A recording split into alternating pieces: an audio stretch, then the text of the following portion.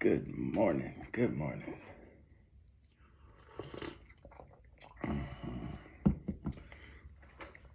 Today's going to be a little different. I'm going to read a part from the Four Agreements.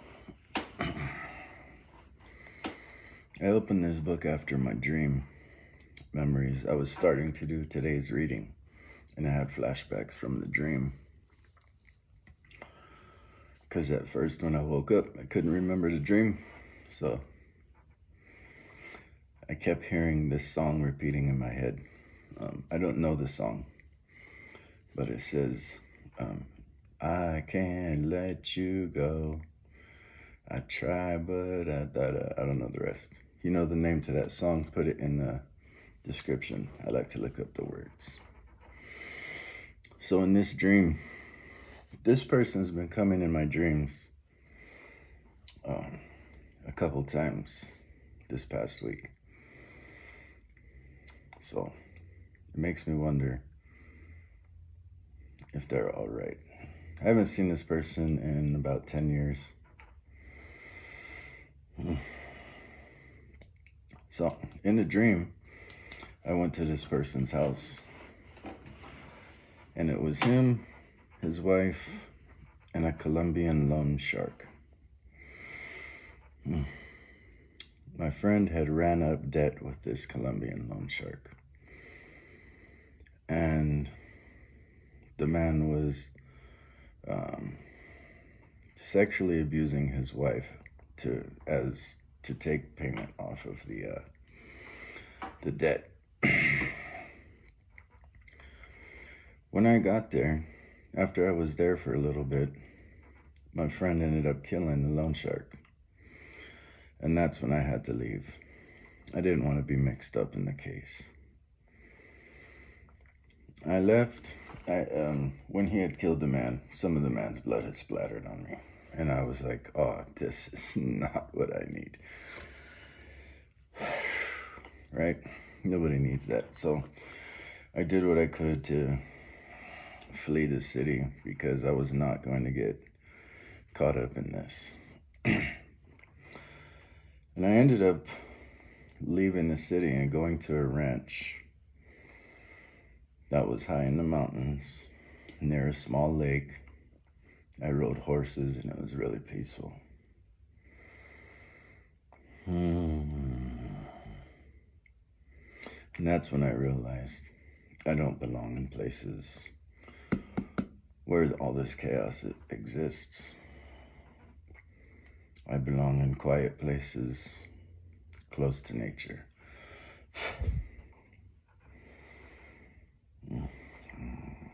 As I continued to write the dream or the morning cards, I had another flashback of my dream. And in this part of my dream, I was playfully rolling on the ground with coyotes, having fun with them. So I stopped the reading right there. The major arcana for the day is 21, the World card, and 3, the Empress card. The messages are realizing your heart's desire, the World card, and the Empress. Riches go with the generous and open spirit. Embrace the principle of life and enjoy its bountiful goodness. So, I'm going to read from this. Chapter 6, the Toltec path to freedom is breaking old agreements. I like this book. Okay, so here we go.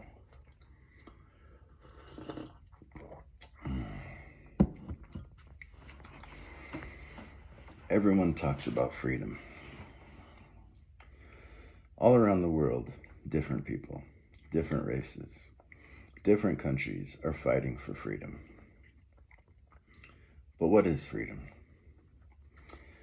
In America, we speak of living in a free country. But are we really free? Are we free to be who we are? The answer is no. We are not free.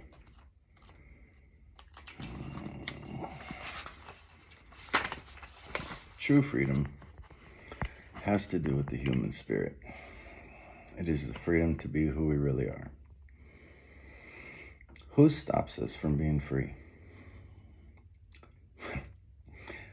People, I'm not going to use the word we, because nope. People blame the government, blame the weather, blame their parents, blame religion, blame God. But who really stops us from being free? We stop ourselves. What does it really mean to be free?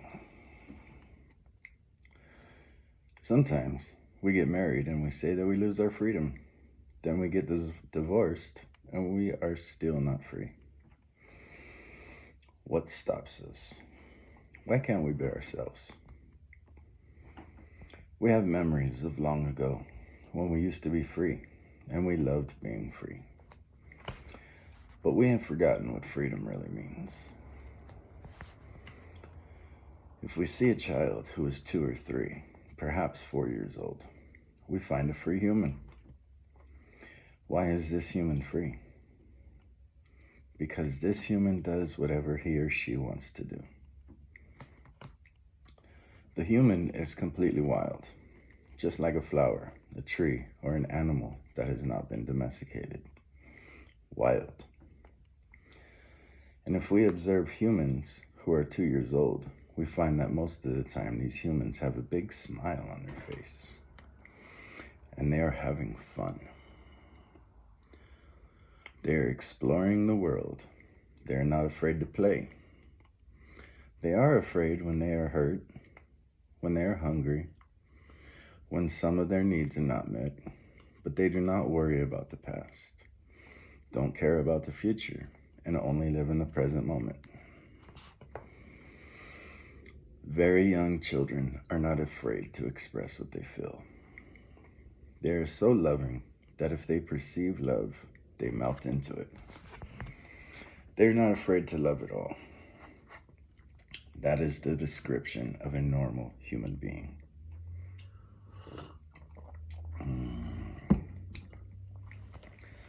As children, we are not afraid of the future or ashamed of the past. Our normal human tendency is to enjoy life, to play, to explore, to be happy, and to love. But what has happened with the adult human? Why are we so different? Why are we not wild? From the point of view of the victim, we can say that something sad happened to us. And from the point of view of the warrior, we can say that what happened to us is normal. What has happened is that we have the book of law, the big judge, and the victim who ruled our lives. We are no longer free because the judge, the victim, and the belief system don't allow us to be who we really are. Once our minds have been programmed with all that garbage, we're no longer happy. The chain of training from human to human, from generation to generation, is perfectly normal in a society. You don't need to blame your parents for teaching you to be like them. What else could they teach you but what they know? They did the best they could. And if they abused you, it was due to their own domestication, their own fears, their own beliefs. They had no control over the programming they received, so they couldn't have behaved any differently. There is no need to blame your parents or anyone. There is no need to blame your parents or anyone who abused you in your life, including yourself. But it is time to stop the abuse. It is time to free yourself from the tyranny of the judge by changing the foundation of your own agreements. It is time to be free from the role of the victim. The real you is still a little child who never grew up. Sometimes That little child comes out when you're having fun or playing, when you feel happy, when you are painting or writing poetry or playing the piano or expressing yourself in some way. These are the happiest moments of your life. When the real you comes out. When you don't care about the past and you don't worry about the future. You are childlike. But there is something that changes all that. We call them responsibilities. The judge says, wait a second. You are responsible. You have things to do. You have to work. You have to go to school. You have to earn a living. All these responsibilities come to mind. Our face changes and becomes serious again. If you watch children when they're playing adults, you will see their little faces change. Let's pretend I'm a lawyer. And right away their faces change. The adult face takes over. We go to court, and that is the face we see. And that is what we are. We are still children, but we have lost our freedom.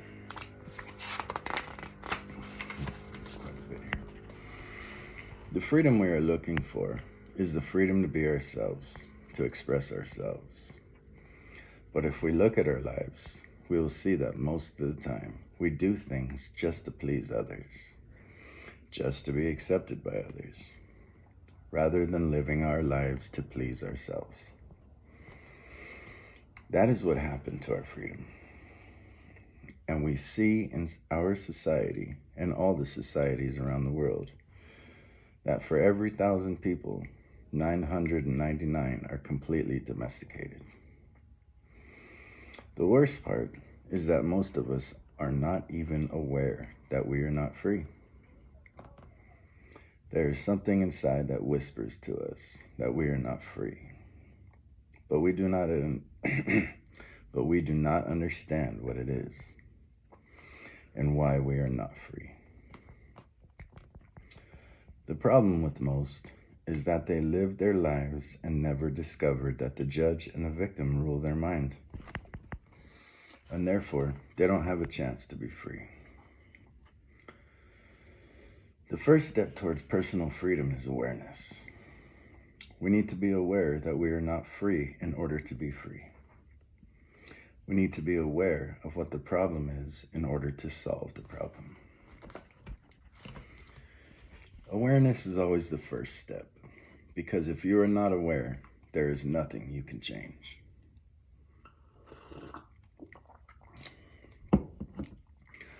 If you are not aware that your mind is full of wounds and emotional poison, you cannot begin to clean and heal the wounds, and you will continue to suffer. There is no reason to suffer. With awareness, you can rebel and say, this is enough. You can look for a way to heal and transform your personal dream. The dream of the planet is just a dream. It is not even real. If you go into the dream and start challenging your beliefs, you will find that most of the beliefs that guided you into the wounded mind are not even true. You will find that you suffered all those years of drama for nothing. Why? Because the belief system that was put inside your mind is based on lies. That is why it is important for you to master your own dream. That is why the Toltecs became dream masters. Your life is the manifestation of your dream. It is an art. And you can change your life anytime if you aren't enjoying the dream.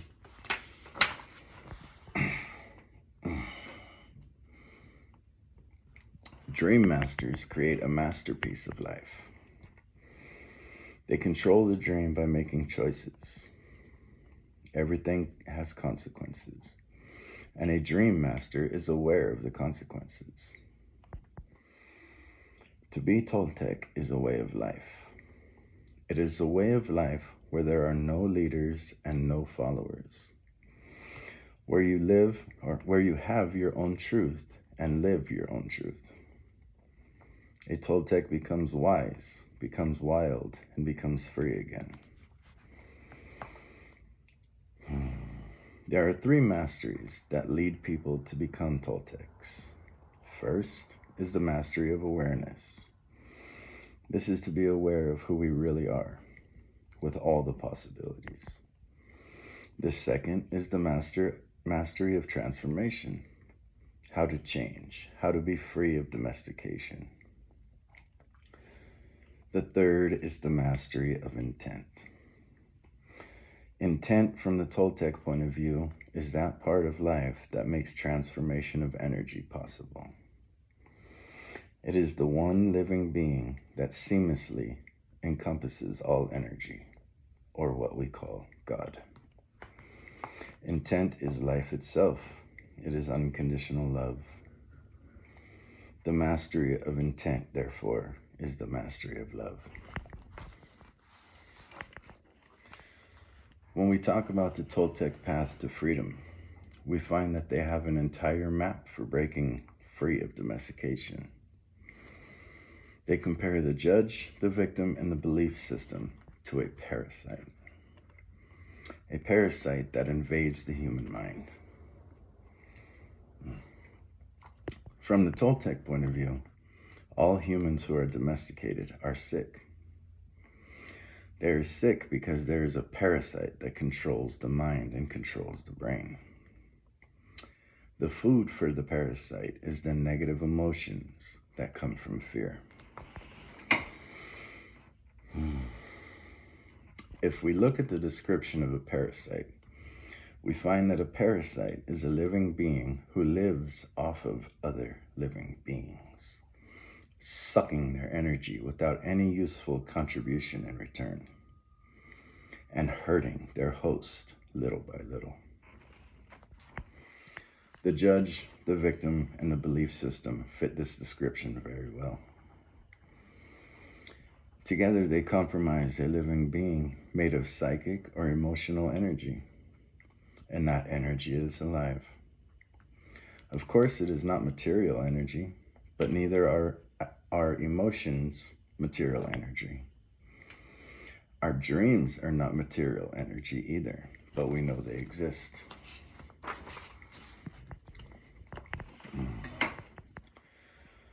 One function of the brain is to transform material energy into emotional energy. Our brain is the factory of the emotions, and we have said that the main function of the mind is to dream.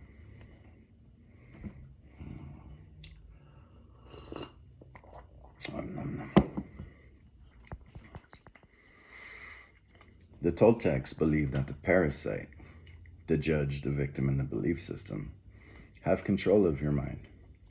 It controls your personal dream.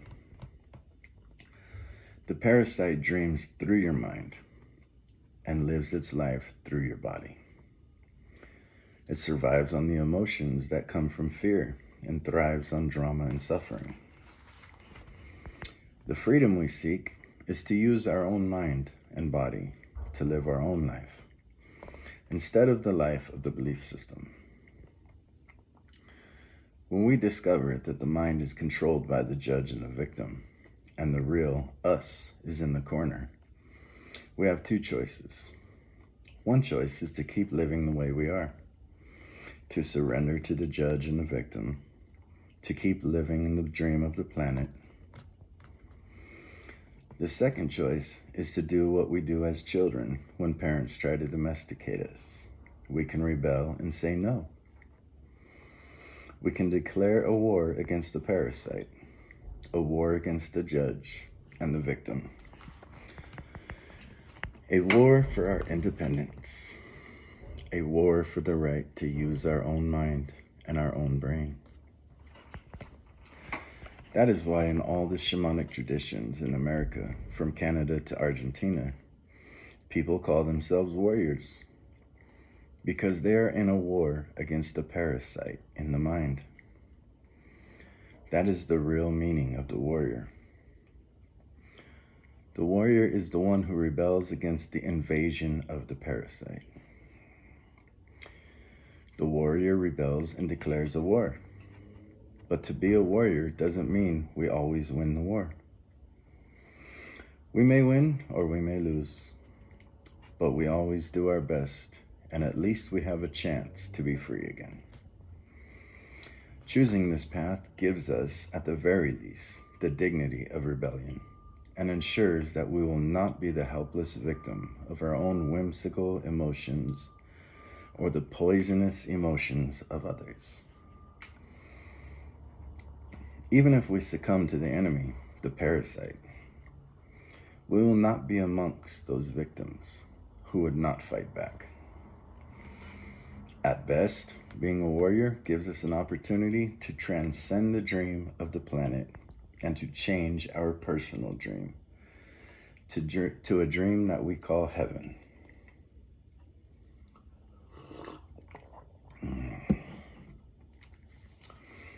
Just like hell, heaven is a place that exists within our mind. It is a place of joy, a place where we are happy, where we are free to love and to be who we really are. We can reach heaven while we are alive. We don't have to wait until we die. God is always present, and the kingdom of heaven is everywhere. But first, we need to have the eyes and ears to see and hear that truth. We need to be free of the parasite. The parasite can be compared to a monster with 1,000 heads. Every head of the parasite is one of the fears that we have. If we want to be free, we have to destroy the parasite. One solution is to attack the parasite head by head, which means we face each one of our fears one by one. This is a slow process, but it works. Every time we face one of the fears, we are a little more free. A second approach is to stop feeding the parasite. If we don't give the parasite any food, we kill the parasite by starvation. To do this, we have to gain control of our emotions. We have to refrain from fueling the emotions that come from fear. This is easy to say, but it is very difficult to do. It is difficult because the judge and the victim control our minds. A third solution is called the initiation of the dead. The initiation of the dead is found in many traditions and esoteric schools around the world. We find it in India, Egypt, Greece, and America. This is a symbolic death which kills the parasite without harming our physical body. When we die, symbolically, the parasite has to die. This is faster than the first two solutions, but it is even more difficult to do. We need a great deal of courage to face the angel of death. We need to be very strong. And then, I'm not going to read any further, but it goes into taking a look at each of the solutions. So, oh, what's this?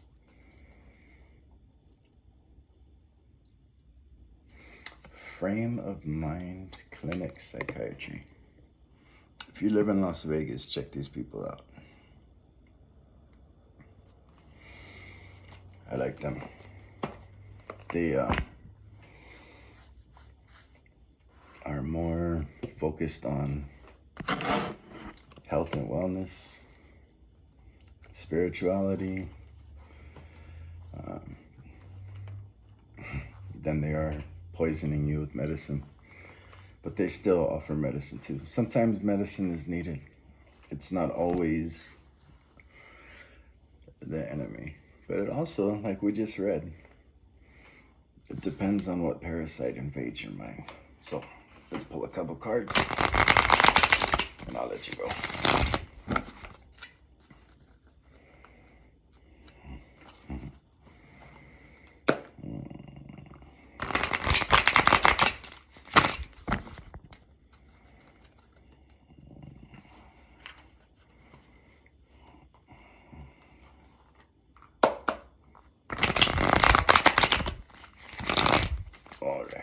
what do we got here? Feeling trapped? Feeling stuck in the mind? Take a pause, step back, try to shift your focus to a new perspective. In tarot psychology, this would be a time to try and look through the understanding of others. Like, you see yourself in the mirror, right? But it's still through the mind of yourself. Seeing yourself through others' eyes is to be open to people speaking the truth about who you are. This will enlighten you a little bit. If nothing more, it'll raise your awareness to a state of mind where you can see things in different ways.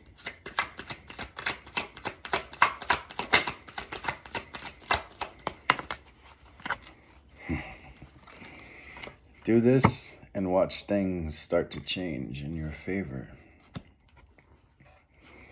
Get things moving, right?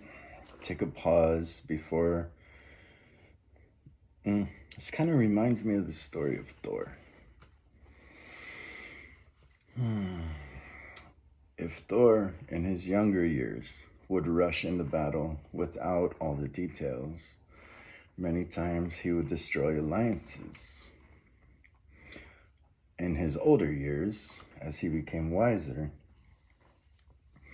he learned to pause before acting. Like this comes through with the tale of Thor when he is talking to a troll. And the troll thinks he's wiser than Thor. He thinks that Thor's ignorant because he rushes into battle or whatever. And Thor's like, okay, tell me your wisdom, troll. And the troll is talking and talking all night long. And Thor knows that once the sun comes up, the troll becomes stone and is over. So who is the wiser?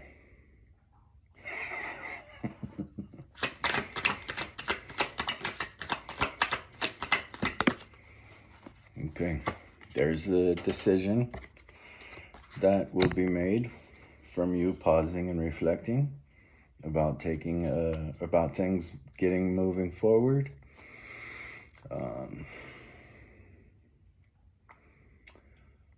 For some reason, I'm getting transfer of energy, like I don't know. I'm hearing transfer of. You know what? That could be from the initiation of the dead. When you symbolically have a death, you allow someone to bury you in the earth. Of course, you have a breathing tube. And you stay there until all of the earth spirits and the ancestors and the animals, all life that lived and died and is now in the earth, transfers their knowledge and wisdom into your body and soul, and you become one. So you have a choice here. That's kind of like a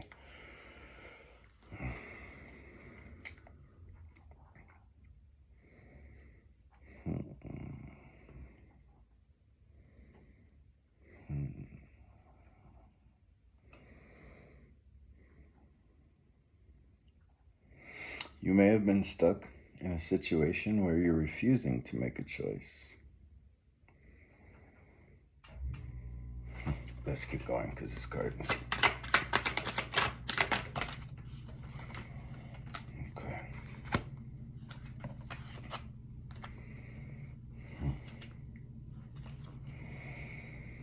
Okay. Take a pause to reflect.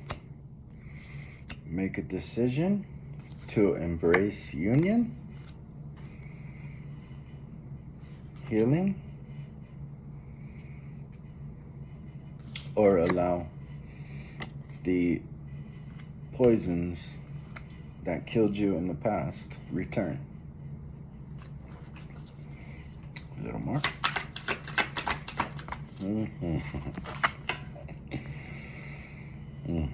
One choice leads to spiritual poverty, financial lack mentality.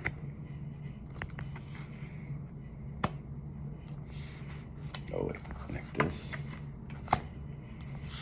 like this, like this. Obviously, the one letting the swords come back leads to poverty mentality.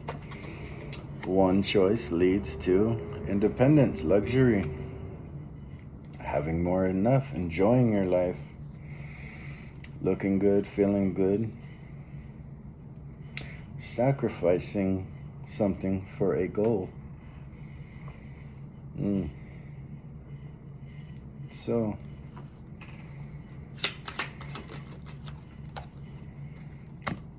this is this will be brought to you by a youthful advisor, someone who still has wondrous mind. Or you could be receiving messages from someone. The message will break all false realities surrounding your situation, clearing the way for you to build solid grounds. Whoa. There's a lot of fulfillment coming up. Feeling happy, even indulging, you know. When's the last time you've indulged in luxury, like, and I don't mean luxury like fucking lifestyles, rich and famous. I mean like luxury, like, good food, a lazy day by the river, not answering a phone call to anyone, rolling with coyotes, you know, simple luxuries, the real luxuries of life, not the constant chaos of the noise around us.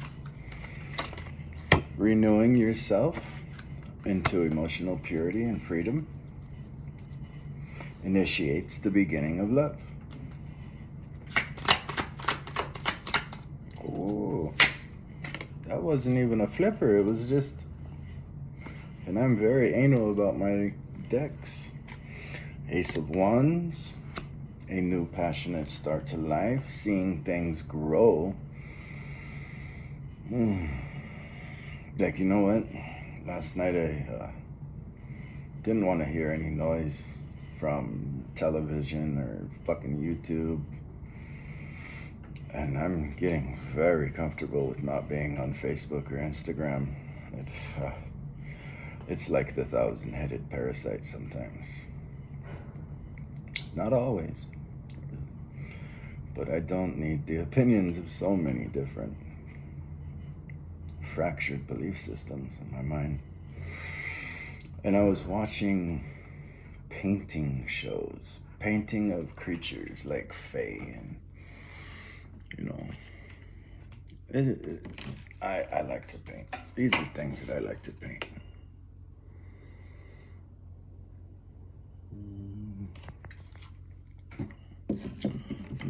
I had to destroy a lot of my paintings at a time where I was pretty much homeless. But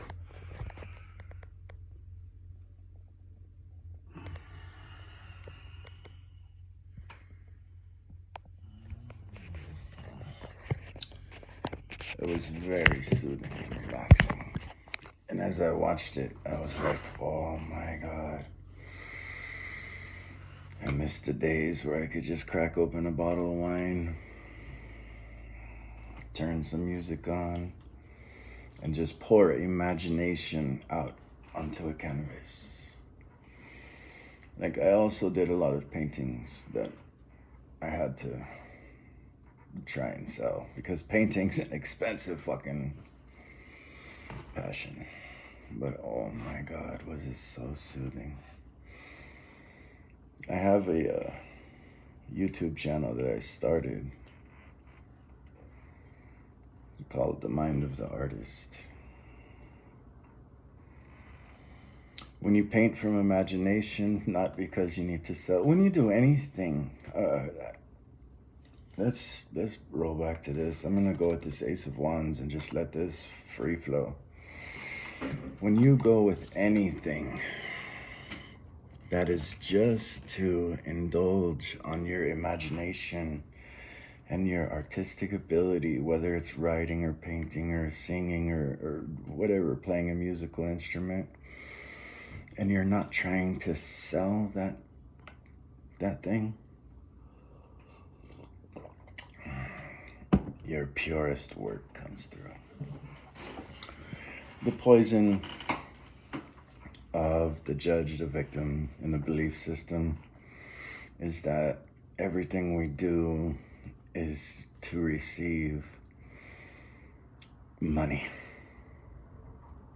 And that seems to pollute the pure love of what you're doing.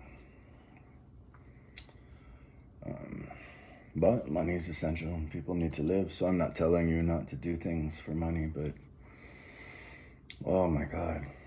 I was watching this painting show of this man painting like fairy tale beings and creatures and clouds and sky.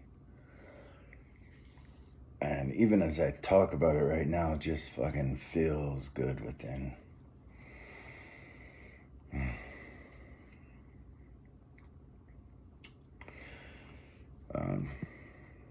As a whole, in the everywhere in the world, we're so interested in selling our soul because everything's fucking expensive. I get it.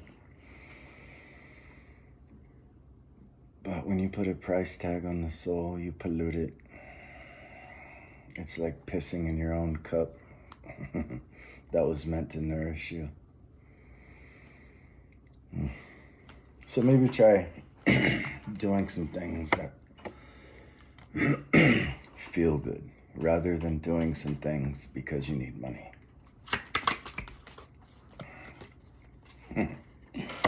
And that's the luxury in life.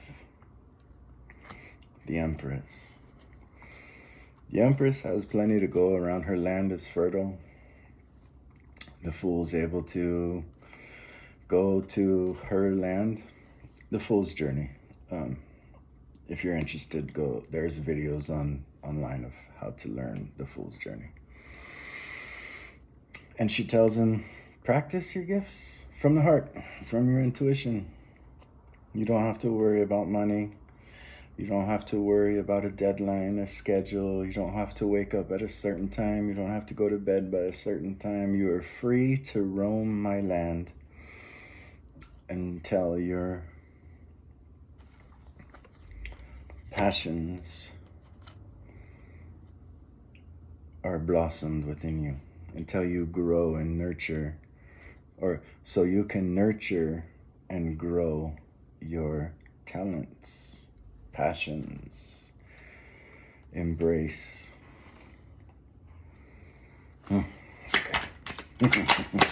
Okay.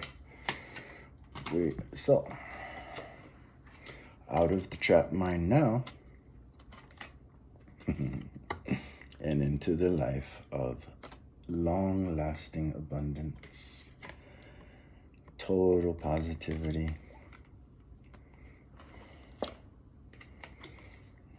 Take your time. There is no hurry. All right. Thank you for tuning in. Enjoy your Friday. And I'm glad to share this message with you.